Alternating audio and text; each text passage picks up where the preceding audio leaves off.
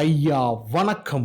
സ്ത്രീകൾ, കുട്ടികൾ, ഗർഭിണികൾ എന്ന് വിളിക്കാനുള്ളൊരു സ്കോപ്പ് നിലവിൽ ഇവിടെയുള്ള സുഡാപ്പികൾക്കോ കേരളത്തിലെ ഹമാസ് ഘടകത്തിനോ ഇല്ലാത്തത് കൊണ്ട് തന്നെ അവരുടെ വലിയ നിലവിളികളൊന്നും ഇപ്പോൾ കേൾക്കാറില്ല. പക്ഷേ ഗാസ ശാന്തമായോ എന്ന് ചോദിച്ചാൽ ഗാസ ശാന്തമായില്ല എന്ന് തന്നെ നമുക്ക് പറയേണ്ടി വരും. ഹമാസും മിലീഷ്യ ഗ്രൂപ്പുകളും കൂടെ ചേർന്ന് അവിടെ, അതായത് ഗാസയിൽ വലിയ രീതിയിലുള്ള കൂട്ടക്കുരുതികൾ നടത്തിക്കൊണ്ടിരിക്കുകയാണ് എന്നുള്ള റിപ്പോർട്ടുകൾ കഴിഞ്ഞ ദിവസം തന്നെ പുറത്തു വന്നതാണ്.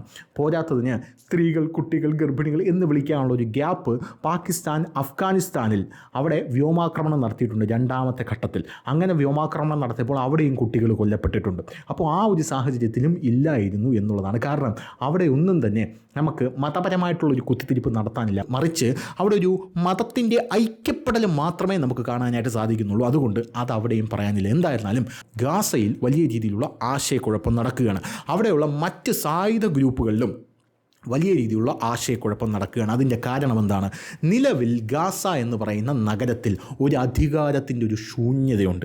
ഈ അധികാരത്തിൻ്റെ ശൂന്യത ഗാസ എന്ന് പറയുന്ന നഗരത്തിൽ വന്നിരിക്കുന്നത് ഇസ്രായേൽ ഹമാസിനെ എല്ലാം അടിച്ചോടിക്കുന്ന ഒരു സാഹചര്യമുണ്ടായി.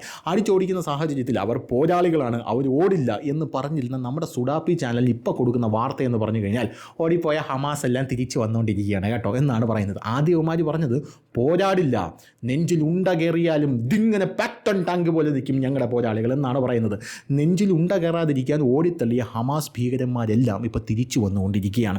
ഇപ്പോൾ ആദ്യം വന്ന വാർത്ത, അതായത് ഇസ്രായേൽ ഗാസയിൽ നിന്ന് പിന്മാറുന്നു എന്ന് പറഞ്ഞപ്പോൾ തന്നെ ആദ്യം വന്ന വാർത്ത എന്ന് പറയുന്നത് ഹമാസ് ഭീകരവാദികൾ പല ഭാഗത്തു നിന്നും ഇസ്രായേലിൻ്റെ പ്രധാന നഗരങ്ങളിലേക്ക് തിരിച്ചെത്തുന്നു എന്നുള്ളതാണ്. അവിടെയുള്ളൊരു അധികാര ശൂന്യതയുണ്ട്.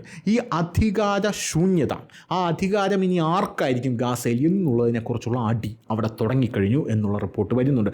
കഴിഞ്ഞ ദിവസം രാജ്യദ്രോഹികളാണ്, അതായത് ഇസ്രായേലിന് ഒത്താശ ചെയ്യുന്നു എന്ന് പറഞ്ഞ് ഹമാസ് വിരുദ്ധരായിട്ടുള്ള 8 പേരെയാണ് നടു റോഡിൽ നിരത്തി നിർത്തി തലയിൽ വെടിവെച്ച് കൊല്ലുന്ന, ഒരു ദാക്ഷിണ്യവുമില്ലാതെ വെടിവെച്ച് കൊല്ലുന്ന കാഴ്ച നമുക്ക് കാണാനായിട്ട് സാധിച്ചത്. അതിൻ്റെ വിഷ്വല് സമൂഹ മാധ്യമങ്ങളെല്ലാം വൈറലാണ്. ആ വിഷ്വല് കണ്ടു കഴിഞ്ഞാൽ നമ്മൾ നടുങ്ങിപ്പോവും എന്നുള്ളത് വേറൊരു കാര്യം. അതായത് അവരുടെ സ്വന്തം ജനതയെ ഹമാസ് വെടിവെച്ച് കൊല്ലുകയാണ്. ഈ യവന്മാരെയാണ് ഇവിടെയുള്ള കേരള ഘടകം ന്യായീകരിച്ചുകൊണ്ടിരുന്നത്. യവൻ്റെയൊക്കെ ചിത്രങ്ങളാണ് ഇവിടെ ആനപ്പുറത്ത് തിടമ്പൊക്കെയായിട്ട് എഴുന്നള്ളിച്ചുകൊണ്ടിരുന്നത് എന്നുള്ളത് വേറൊരു കാര്യമാണ്. എത്ര ഭീകരമായിട്ടുള്ളൊരു അന്തരീക്ഷത്തിലൂടെയാണ് നമ്മൾ കടന്നു പോകുന്നതെന്ന് ആലോചിച്ച് നോക്കണം. അതായത് ഹമാസിനെ പിന്തുണയ്ക്കാത്ത അവിടെയുള്ള ഗാസ നിവാസികളെല്ലാം രാജ്യദ്രോഹികളാണ് എന്ന് പറഞ്ഞുകൊണ്ടാണ് ഹമാസ് അവർക്ക് നേരെ വെടിയുതിർത്തുകൊണ്ടിരിക്കുന്നത്. ഇതിൻ്റെ ഇടയിൽ ഫാഫോ എന്ന് പറയുന്ന ഒരു കുത്തിത്തിരിപ്പുണ്ടാക്കുന്ന ഒരു മാധ്യമപ്രവർത്തകൻ, അവൻ മാധ്യമപ്രവർത്തകനാണെന്നാണ് പറയുന്നത്. ചില സമയത്ത് അവൻ മാധ്യമപ്രവർത്തകൻ, ചില സമയത്ത് അവൻ ബ്ലഡ് കൊടുക്കുന്ന രോഗിയായിട്ട് എവിടെയെങ്കിലും കിടക്കുന്ന കാണാം, ചില സമയത്ത് മരിച്ചവരുടെ കൂട്ടത്തിൽ ഡെഡ് ബോഡിയായിട്ട് കിടക്കുന്ന കാണാം. ഫോട്ടോഷൂട്ട് കഴിയുമ്പോൾ എഴിച്ചു പോകും. അവനെ യഥാർത്ഥത്തിൽ തട്ടിക്കളഞ്ഞു എന്നുള്ള റിപ്പോർട്ട് പുറത്തു വരുന്നുണ്ട്. ഗാസയിലെ ജോണി സെൻസ് ആയിരുന്നു, അതിൻ്റെ ഒരു വാർത്തയൊക്കെ ഞാൻ ചെയ്തിട്ടുണ്ടായിരുന്നു. എന്തായാലും അവനൊരു പോരാളിയാണ്, തങ്ക കട്ടിയാണ്, തങ്ക കമ്പിയാണെന്നൊക്കെ പറഞ്ഞ് നമ്മുടെ സുഡാപ്പി ചാനൽ വലിയ രീതിയിൽ മഹത്വവൽക്കരിച്ചിട്ടുണ്ട്. ഇത് വേറൊരു കാര്യം. അപ്പോൾ ഈ ഹമാസ് എന്ന് പറയുന്ന സംഘടന അവരെന്ത് ചെയ്തു? ഈ ഗാസയിലേക്ക് വരുന്ന ഇവർക്ക് കഴിക്കാനുള്ള ഭക്ഷണം പോലും പൂഴ്ത്തി വയ്ക്കുന്ന ഒരു സാഹചര്യം ഉണ്ടായിട്ടുണ്ട്. ഇപ്പോൾ കാര്യങ്ങളൊക്കെ ക്ലിയറായി വരുന്നുണ്ടല്ലോ. അങ്ങനെ പൂഴ്ത്തി വെച്ചിട്ട് ഇവരെന്ത് ചെയ്യും? ലോകത്തിന് മുമ്പിൽ വിളിച്ചു പറയും, ഞങ്ങൾക്ക് കഴിക്കാനൊന്നും ഇസ്രായേൽ തരുന്നില്ലേ, ഞങ്ങൾക്ക് കഴിക്കാനൊന്നും ഇസ്രായേൽ തരുന്നില്ലേ എന്നുള്ളത്. കുട്ടികളെ ഇവന്മാർ തന്നെ കൊലപ്പെടുത്തും. അതായത് കുട്ടികളെ പിടിച്ചുകൊണ്ടുവന്ന്, സ്ത്രീകളെയും കുട്ടികളെയും പിടിച്ചുകൊണ്ടുവന്ന് കയ്യും കാലും കെട്ടി ആശുപത്രിയിലിട്ട് ആ ആശുപത്രിയിൽ നിന്ന് ഒരു മിസൈൽ ഇസ്രായേലിലോട്ട് അയക്കും. ഇസ്രായേൽ ഡിറ്റക്ട് ചെയ്യുമ്പോൾ കൃത്യമായിട്ടുള്ള സ്ഥലം ആശുപത്രിയാണ്, അവിടെ ഹമാസ് ഉണ്ടായിരിക്കും എന്ന് പറഞ്ഞ് ഇസ്രായേൽ ഇങ്ങോട്ട് മെസ്സേജ് അയക്കുമ്പോൾ ഇവന്മാർ ഓടി തള്ളിക്കളയും. അങ്ങനെയാണ് അവിടെ സ്ത്രീകളും കുട്ടികളും മരിക്കുന്നത്. അങ്ങനെ മരിക്കുമ്പോൾ അതിനൊരു മാർക്കറ്റുണ്ട്. ആ മാർക്കറ്റ് എടുത്ത് ലോക രാജ്യങ്ങളുടെ മുമ്പിൽ വെച്ച് ഇസ്രായേലിനെ ഡിഫെയിം ചെയ്യുക മാത്രമല്ല, ഫണ്ട്, അതിഭീകരമായിട്ടുള്ള ഫണ്ടാണ് പല ഭാഗത്തു നിന്നും ഈ ഹമാസ് എന്ന് പറയുന്ന ഈ വൃത്തികെട്ട ഭീകരന്മാർക്ക് ഒഴുകിക്കൊണ്ടിരിക്കുന്നത്. കണ്ണീച്ചോരയില്ലാത്തവന്മാരാണ് എന്നുള്ളതാണ് നമുക്ക് മനസ്സിലാക്കുക. ആ കണ്ണീച്ചോരയില്ലാത്തവന്മാരെ സംരക്ഷിക്കാനാണ് ഇവിടെയുള്ള കുറേ സുഡാപ്പികൾ ശ്രമിച്ചുകൊണ്ടിരിക്കുന്നത്. കാരണം മതം മാത്രമാണ് എന്നുള്ളതാണ്. അപ്പോൾ വേറൊരു സ്ഥലത്തും ഇത് നടക്കുന്നില്ല. അതായത് സൗദിയും ഹൂതിയും കൂടെ അടി നടക്കുമ്പോൾ അവിടെ ഏറ്റവും കൂടുതൽ കുട്ടികൾ അവിടെ കൊല്ലപ്പെടുന്നുണ്ട്. അവിടെ ഇത്തരത്തിലുള്ള അതിഭീകരമായിട്ടുള്ള നിലവിളി നമ്മൾ കാണുന്നില്ല. സിറിയയിൽ വലിയ രീതിയിലുള്ള പ്രക്ഷോഭം നടക്കുമ്പോൾ അവിടെ 31,000-40,000 കുട്ടികളാണ്. അതായത് ഇവിടെ മരിക്കുന്നതിനെക്കാട്ടിലും ഏറ്റവും കൂടുതൽ കുട്ടികൾ അവിടെ മരിച്ചിട്ടുണ്ട്. അവിടെ നമ്മൾക്ക് എന്താണ് ഇത്തരത്തിലുള്ളൊരു നിലവിളിയൊന്നും നമുക്ക് കാണാനായിട്ട് സാധിക്കില്ല. പക്ഷേ ഗാസയിൽ എന്തെങ്കിലും സംഭവിച്ചാൽ ഷേവ് ഗാസ, ഷേവ് റഫ എന്നൊക്കെ പറഞ്ഞുകൊണ്ട് ഇറങ്ങുന്ന കാഴ്ചയാണ് നമുക്ക് കാണാൻ സാധിക്കുന്നത്. അപ്പോൾ ഇപ്പോൾ നിലവിൽ ഹമാസ് അവരുടെ തന്നെ ആൾക്കാരെ ആക്രമിച്ചുകൊണ്ടിരിക്കുകയാണ്. ഹമാസ് അവരുടെ തന്നെ ആൾക്കാരെ ആക്രമിക്കുന്നത് എന്തിനാണ്? ഇവർക്ക് അധികാരം വേണം. ഈ അധികാരം പിടിക്കാൻ ഇവിടെയുള്ള ആൾക്കാർ ഇവരെ സപ്പോർട്ട് ചെയ്യണം. സപ്പോർട്ട് ചെയ്തില്ലെങ്കിൽ യവന്മാർ ബലം പ്രയോഗിച്ച് സപ്പോർട്ട് ചെയ്യിപ്പിക്കും. ഇല്ലെങ്കിൽ കഴുത്തിൽ കത്തിവെക്കും, ഇല്ലെങ്കിൽ കൊന്നു തള്ളും. മറ്റ് മിലീഷ്യ ഗ്രൂപ്പുകളും ഹമാസ് ഹമാസുമായിട്ട് അവിടെ ഇപ്പോൾ യുദ്ധം തുടങ്ങിയിട്ടുണ്ട് എന്നുള്ള റിപ്പോർട്ടും പുറത്തു വന്നു. അങ്ങോട്ടും ഇങ്ങോട്ടും അടി തുടങ്ങിയിട്ടുണ്ട്. ഒരുപാട് സായുധ ഗ്രൂപ്പുകൾ അതിനകത്തുണ്ട്. ഹമാസിനെ എതിർക്കുന്നവരാണ് ഗസയിലുള്ള ഭൂരിപക്ഷം ജനങ്ങളും എന്നുള്ളത്. ഹമാസിനെ എതിർക്കാത്തവന്മാരെല്ലാം ഹമാസാണ്. പിന്നെ അതിനെക്കുറിച്ച് എക്കും പൊക്കും അറിഞ്ഞുകൂടാത്ത ഇവിടെയുള്ള കേരള സുഡാപ്പികൾ എൻ്റെ ഒരു അഭിപ്രായത്തിൽ യവന്മാരെല്ലാം വണ്ടി പിടിച്ചിട്ട് പോരാടാനായിട്ട് അങ്ങ് ഗാസയിലോട്ട് കൊണ്ട് ഇറക്കി കൊടുക്കണം. അങ്ങനെ ഇറക്കി കൊണ്ടു കൊടുത്തിട്ട് പോരാടിക്കോ, പോരാട്ടം കഴിയുമ്പോൾ വിളിച്ചാൽ മതി, നമ്മൾ അതുപോലൊരു ഫ്ലൈറ്റ് അയച്ചു തരാം, ജീവനോടെ ഉണ്ടെങ്കിൽ തിരിച്ചു കൊണ്ടുപോകും എന്നുള്ളൊരു സെറ്റപ്പിലേക്ക് കാര്യങ്ങൾ കൊണ്ടുപോകണം. അത് പറ്റത്തില്ല. കാരണം ഇത്രയും സമാധാനമായിട്ടുള്ള അന്തരീക്ഷത്തിൽ നിന്ന് നമ്മളിവിടെ കിടന്ന് ഈ സമാധാന അന്തരീക്ഷം തകർക്കും ഗാസയുടെ പേര് പറഞ്ഞു. പക്ഷേ അവിടെ പോയി പോരാടാൻ ഞഹി എന്ന് പറഞ്ഞാൽ ഞഹി ഇങ്ങനത്തെ കാര്യങ്ങളാണ്. അതായത് ഇവിടെ യഥാർത്ഥത്തിൽ നമ്മുടെ രാജ്യത്ത് നമ്മുടെ കേരളത്തിൽ കിടക്കുന്ന ഇവിടെയുള്ള സുഡാപ്പികൾക്കും മറ്റുള്ളവർക്കും കമ്മികൾക്കും ഇന്ത്യയുടെ പാർട്ടീഷൻ നടന്നല്ലോ. പാകിസ്ഥാനും ഇന്ത്യയും തമ്മിൽ പാർട്ടീഷൻ നടന്ന ആ ഒരു സാഹചര്യം ഉണ്ടായപ്പോൾ പാർട്ടീഷൻ അവിടെ നടക്കുകയാണ് എന്ന് പോലും ഇവിടെയുള്ളവന്മാർക്ക് അറിഞ്ഞുകൂടായിരുന്നു. അത്രയ്ക്കും ബോധമില്ലാതെയാണ് ഇവിടെയുള്ള സുഡാപ്പികളും കമ്മികളും ആ സമയത്ത് കിടന്നിരുന്നത് എന്നുള്ളതാണ്. അതുകൊണ്ടാണ് ഇവർക്ക് ഈ സംഭവമൊക്കെ കേൾക്കുമ്പം പാർട്ടീഷനോ അതെന്താ സാധനം, 2 കോടി പേര് മരിച്ചോ വലിയ കാര്യമായിപ്പോയി എന്നൊക്കെയാണ് ഇവന്മാർ പറഞ്ഞുകൊണ്ടിരിക്കുന്നത്. അതിൻ്റെ കാരണം അതിൻ്റെ ഒരു ഗ്രാവിറ്റി അത് എത്രത്തോളം ആണെന്ന് ഇവന്മാർ അറിഞ്ഞിട്ടില്ല. അത് വേറൊരു കാര്യം. എന്തായിരുന്നാലും ഇപ്പോൾ വരുന്ന റിപ്പോർട്ടുകൾ അനുസരിച്ച് ഇസ്രായേലുമായിട്ട് ഒരു സമാധാന കരാറിലും എത്തിയിട്ടില്ല എന്നുള്ളതാണ് അറിയാൻ സാധിക്കുന്നത്. ഇപ്പോൾ അവിടെയുള്ള പലസ്തീനിലുള്ള ജനത അല്ലെങ്കിൽ ഗാസയിലുള്ള ജനത വിചാരിച്ച് കാണും ഇതിലും ഭേദം ഇസ്രായേലായിരുന്നു. കാരണം ഇസ്രായേൽ ഇതിനകത്തുണ്ടായിരുന്നപ്പോൾ യവന്മാരെ ബോംബിട്ട് കൊന്നുകൊണ്ടിരുന്നു. ഇപ്പോൾ ഇസ്രായേൽ ഇറങ്ങിയപ്പോൾ യവന്മാർ വന്ന് നമ്മളെ കൊന്നു തുടങ്ങി എന്നാണ് യഥാർത്ഥത്തിൽ ഗാസയിലുള്ള ആൾക്കാർ വിചാരിച്ചുകൊണ്ടിരിക്കുന്നത്.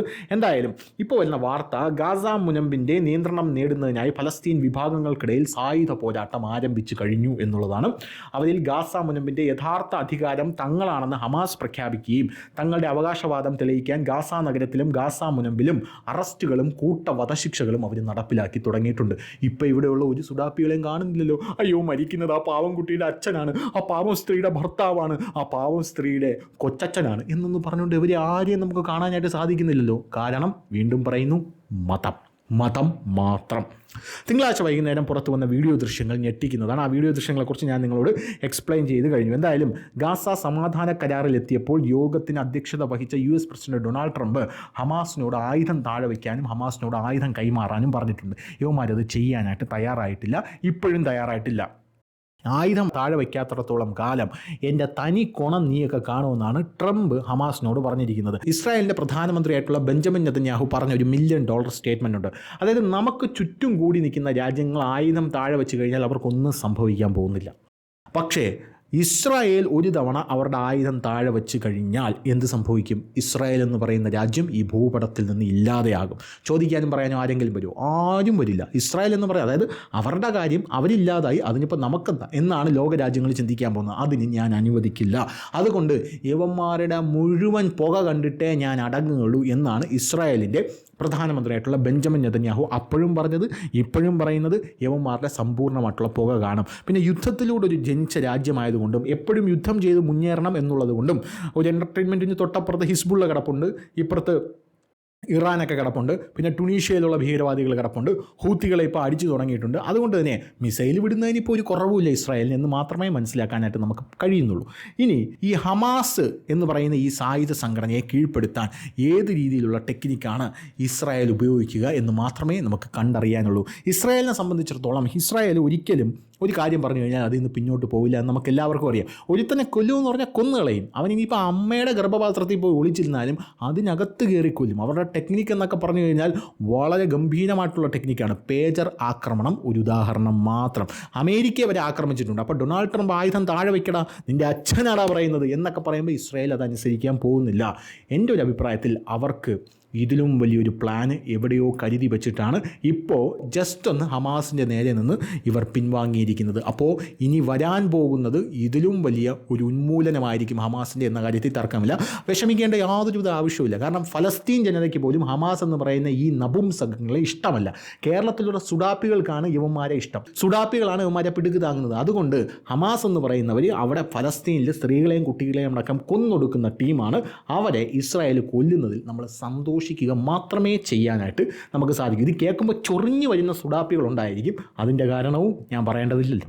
അതിൻ്റെ കാരണവും വെറും മതം മാത്രമാണ് എന്നുള്ളതാണ്. അപ്പോൾ ശരി.